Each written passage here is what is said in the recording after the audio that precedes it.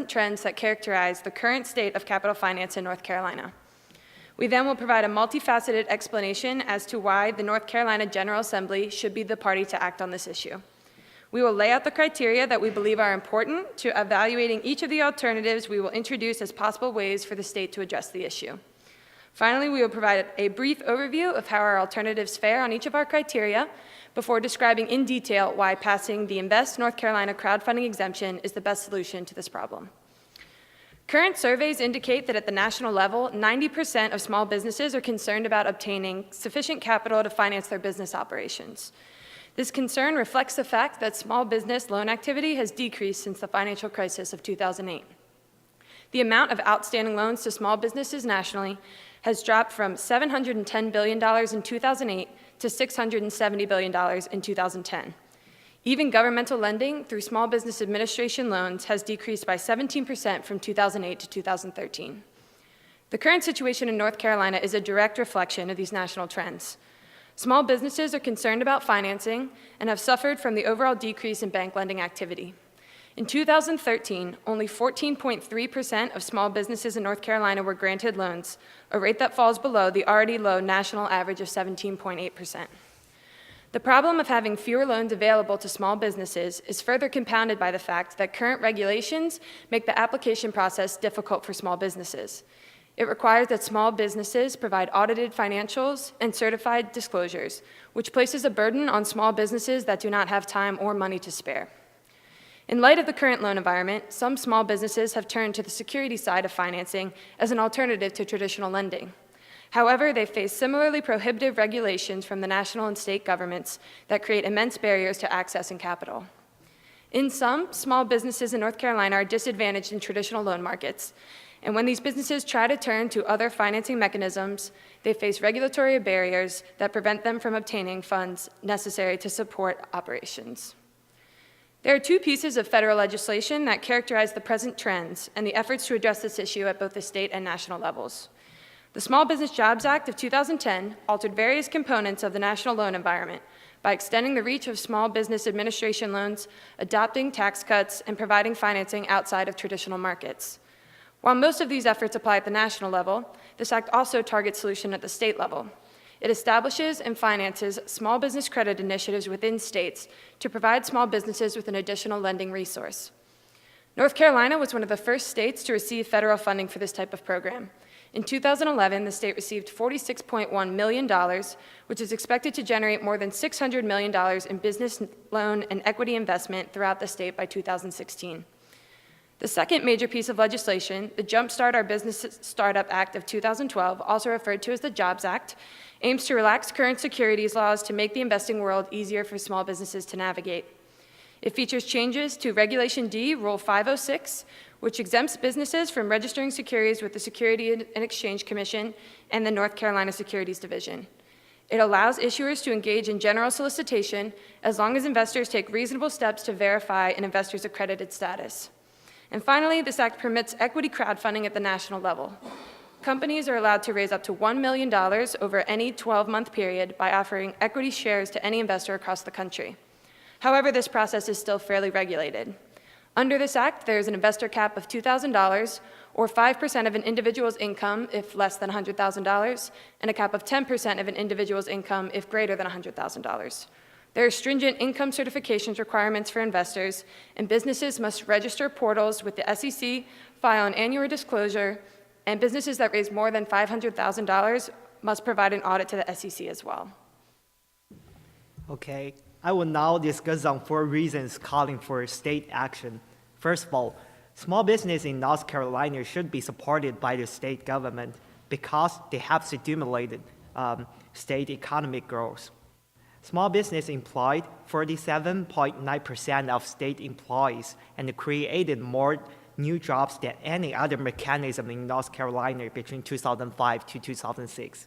More recently, in 2010, of the total 60,573 business employers in North Carolina, 98% of them were considered as small business with less than 500 employees.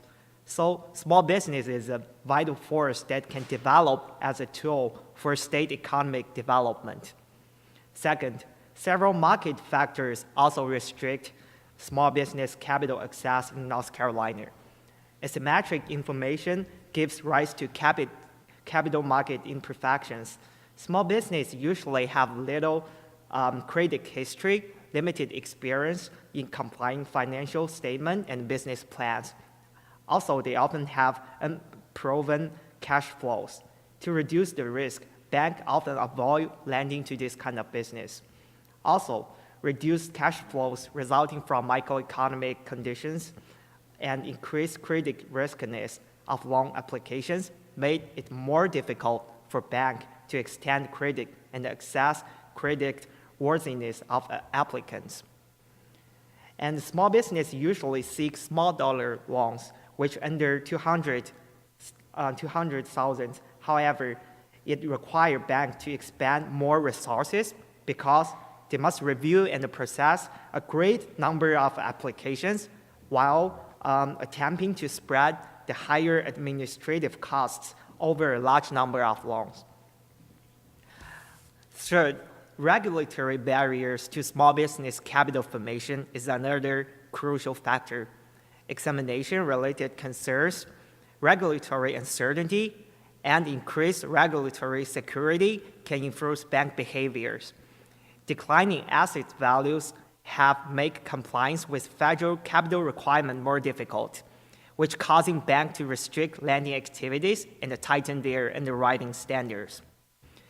The cost and the time-consuming nature of SEC registration and the broker deal underwriting are also prohibitive for most small business.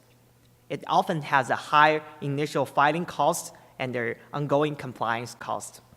Other potential barriers, including issuers' concerns with federal crowdfunding exemption, changes in regulation, deregistration requirement, complexity, and confusion for small business to utilize formal government lending programs also restrict small business capital access. Finally, North Carolina also needs to maintain its competitiveness to retain and attract small business. Currently, North Carolina faces increasing competitions from neighboring states, especially like Virginia and Georgia, which has strong and diverse economy.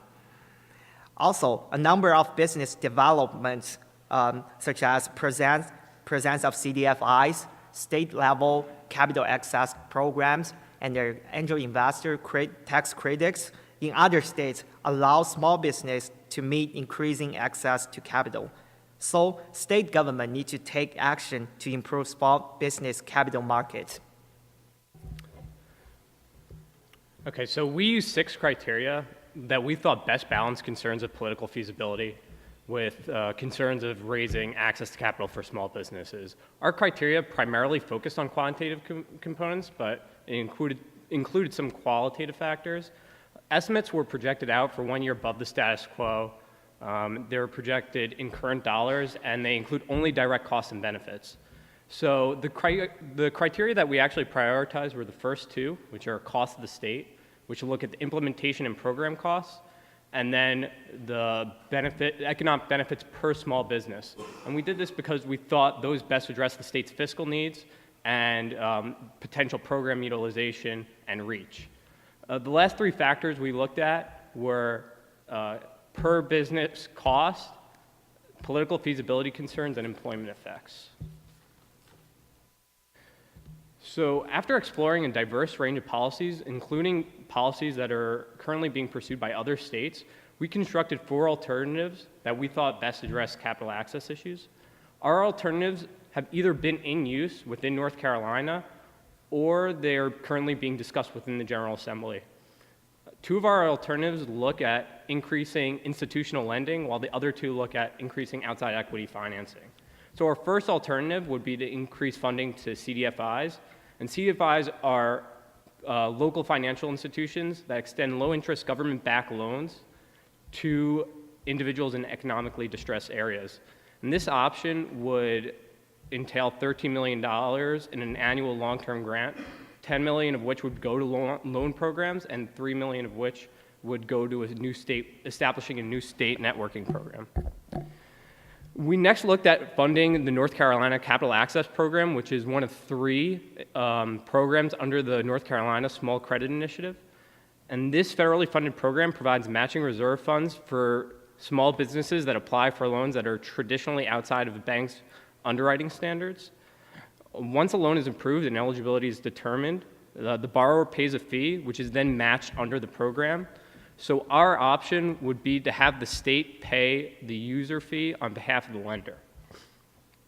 Third, we looked at reinstating the North Carolina qualified venture business tax credit, which is a tax credit that will allow angel investors to claim a tax credit for investing in qualified businesses.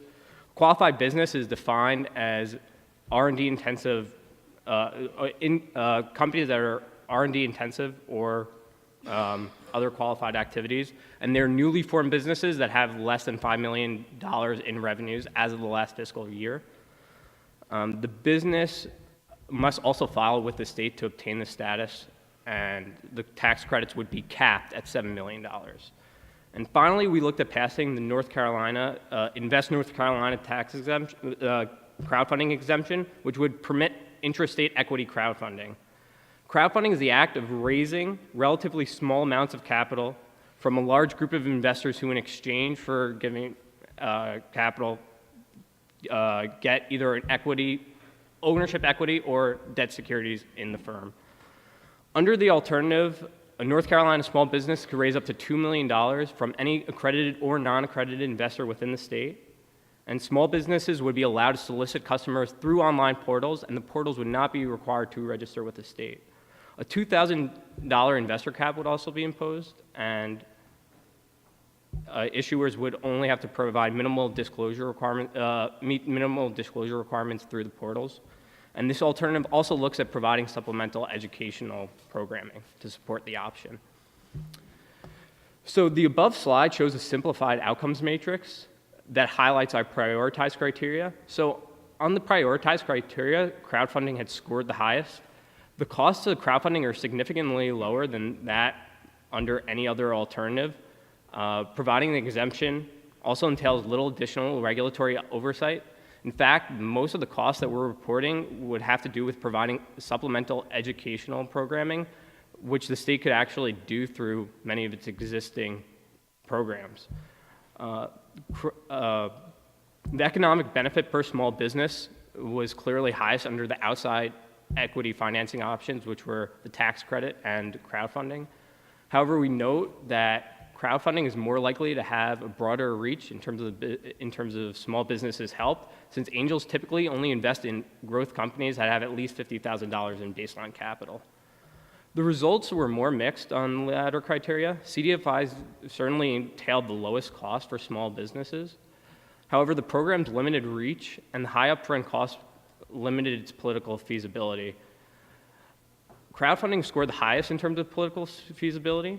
It's mostly because a lot of other states are already passing similar exemptions. The federal government has taken action on this front, and there are a lot of current trends which the state can capitalize on.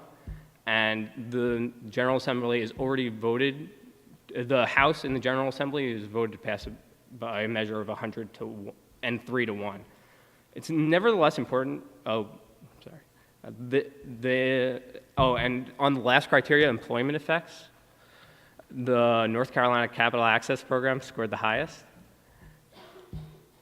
But we do note that these effects were primarily from extending loans to existing small businesses rather than providing businesses startup capital.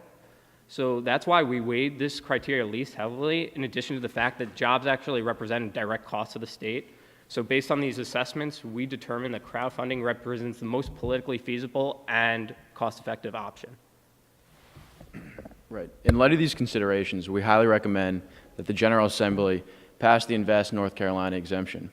Interstate crowdfunding is an innovative and cost-effective measure to address capital access problems and potentially jumpstart substantial economic growth. Equity crowdfunding has enjoyed substantial success overseas, and we believe this trend will continue within the United States.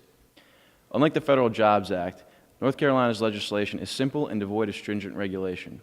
As a result, there are numerous pros to this piece of legislation, the two most important which are listed here.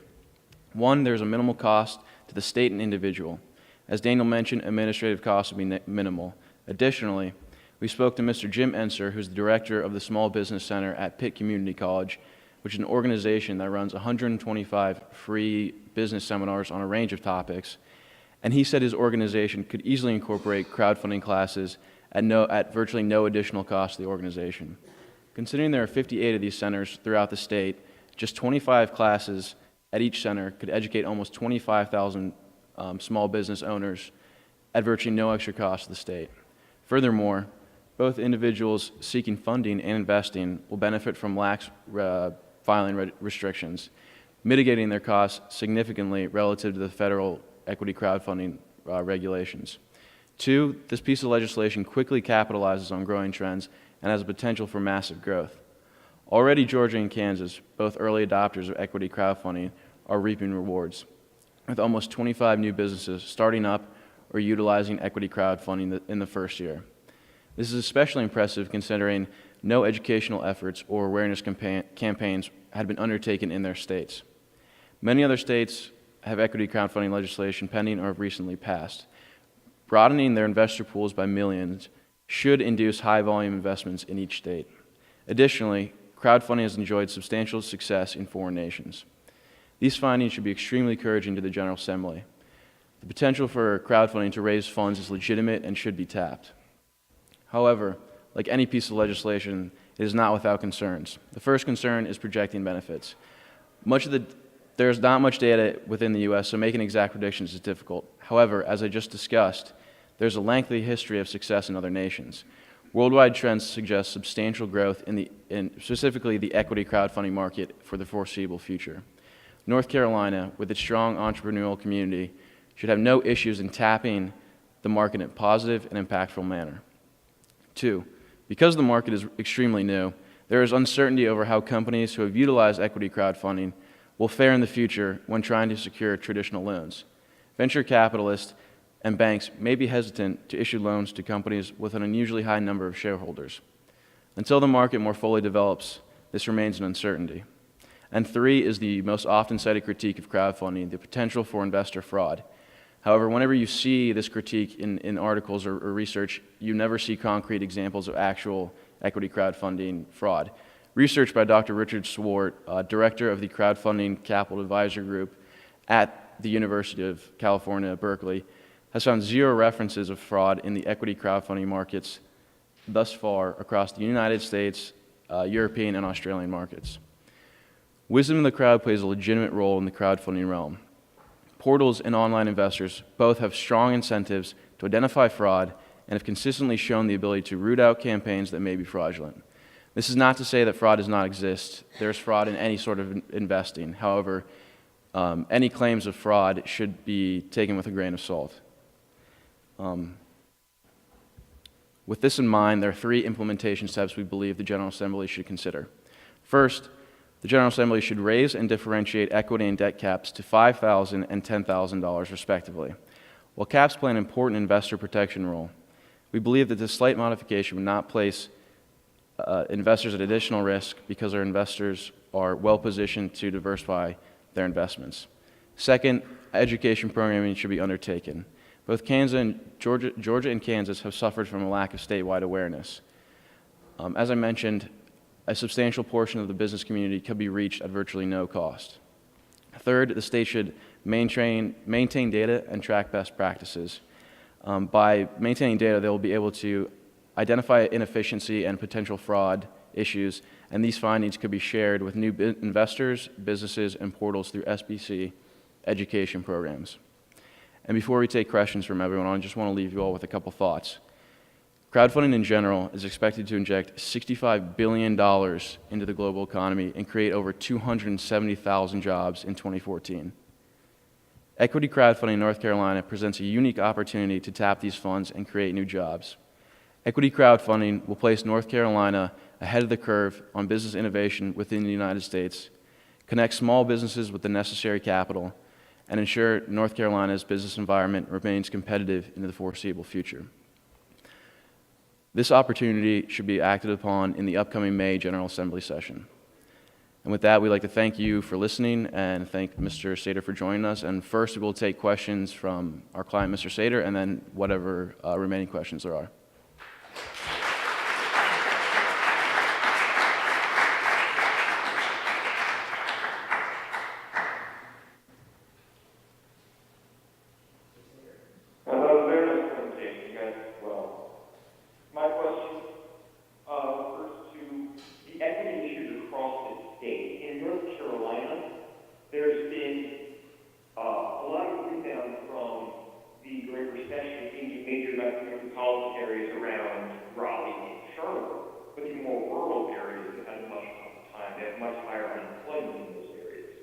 How can the state structure this crowdfunding effort to try to benefit those areas that have higher unemployment than the metropolitan areas where you already have easier access to capital?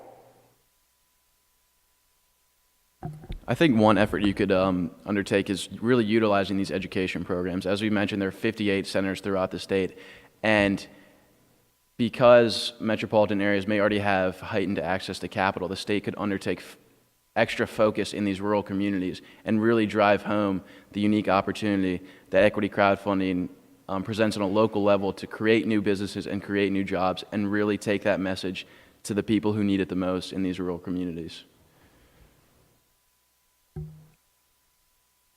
Thank you.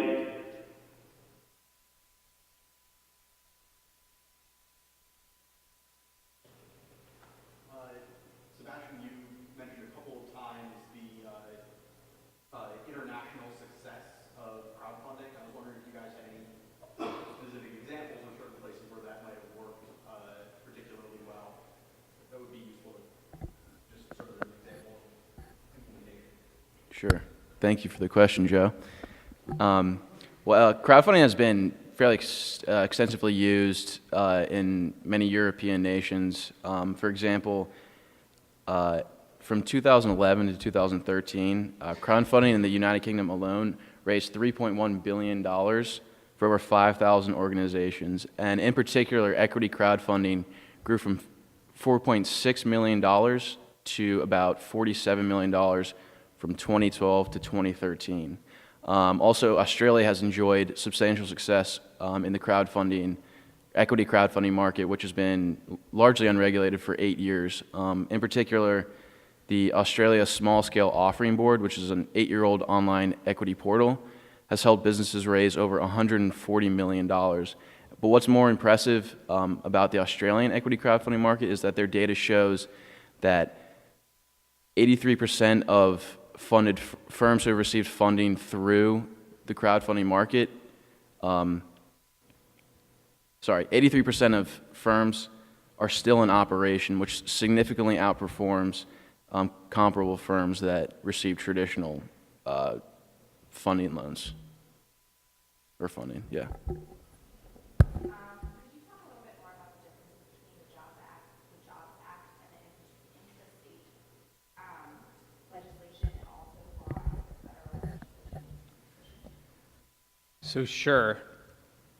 So there are a lot of technical details in terms of like the investor requirements and the disclosure requirements, but I would say two of the big ones. First is in terms of the investor caps. So at the federal level, once you have to make either an audit review or an audit disclosure at much lower levels than would be required under the North Carolina Act. So under North Carolina, it would be only over raises over $1 million.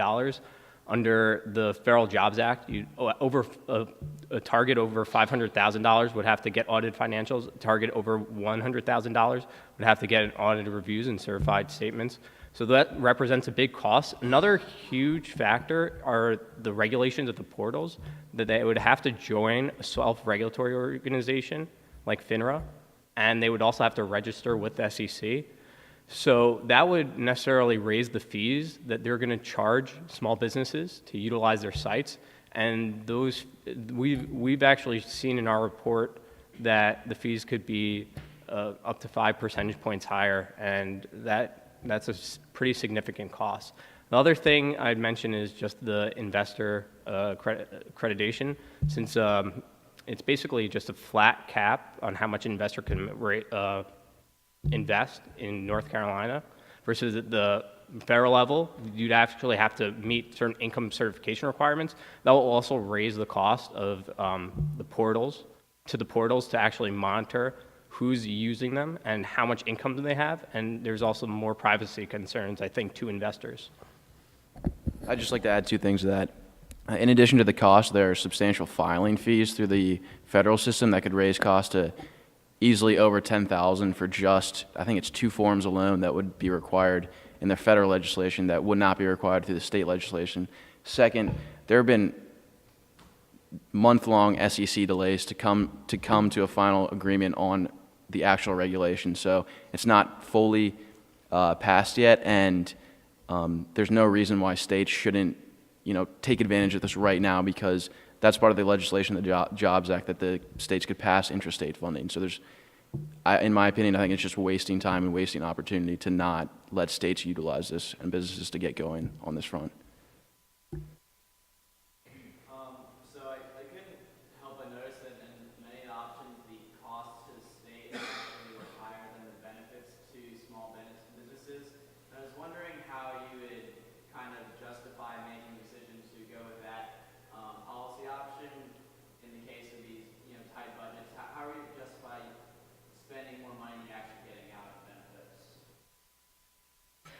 To that point, I would say that the benefit to the small businesses that we had on our slide here and that we've kind of put into our policy analysis are the benefit per individual business. And then we do have a couple of other estimates that are included in our final report of the number of jobs that or the number of businesses that we expect to use each alternative. So we do have a calculation of the total benefit to the entire small business sector.